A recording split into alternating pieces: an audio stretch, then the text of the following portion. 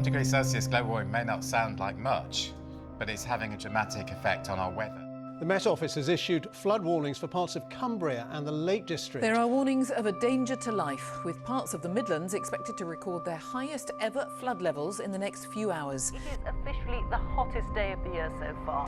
In Shrewsbury and neighbouring Ironbridge, the River Severn is continuing to rise after more rain overnight. Let's turn now to 3 extreme climate events around the globe, which many believe are linked by man-made climate change. 12 inches of rain has fallen. A record heat wave in Japan, major flooding in Australia and a deadly avalanche in northern Italy. Now the question is how often this is going to happen, how bad it's going to be. Well, experts say the flooding emergency has been made worse by climate change.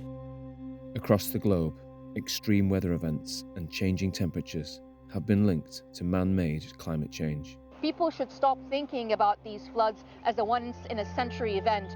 Floods like this are going to happen more often. Our continued reliance on fossil fuels is being driven by a combination of new extraction techniques, instability in the energy market due to the war in Ukraine, and a divided political debate, paralysed by conflicting economic interests. There are concerns that governments will reject more drastic measures to cut carbon emissions. Often the question is, did climate change cause a certain event? And you can never really answer that question, but what scientists do is to look at whether climate change made a certain event more or less likely. While renewable energy sources, such as wind turbines, have the potential to provide power from perpetual natural resources, reliability, politics, and local disagreements still delay investment in this industry. Investing in wind makes sense for breezy Britain, but even the industry thinks delivering is a challenge. In the period 2016 to 2021, only 20 wind turbines in total have been approved. But 78% of people strongly support or support onshore wind developments, compared to 4% opposed.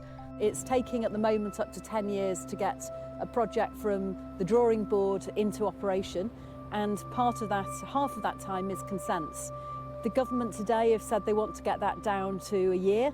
Onshore wind is the fastest, cheapest route to renewable energy, but new developments will remain blocked, with few exceptions, following pressure from Conservative MPs. Many communities will always hold objections to wind farms. This combination of global economic pressures and local political forces increasingly delays improvements to our energy infrastructure. Critics argue that the unpredictability of renewable energy sources, combined with the slow development of scalable energy storage, means that renewables will always need to be supported by other forms of energy production. Wind is an abundant commodity, but to underwrite this bet on renewables, we'll still need fossil fuels. There'll be new North Sea oil and gas licences and a massive investment in nuclear power. But unless we want extreme weather to be our new normal, the UN's panel on climate change has warned that the world is set to reach the 1.5 degree temperature rise within the next 2 decades, and that only the most dramatic cuts in carbon emissions will help prevent this environmental disaster. It's all about electrification. So whether it's from nuclear or offshore wind or onshore wind or solar panels, we've got to electrify society. It's the way we escape, the way we make this the last fossil fuel crisis the UK has to suffer.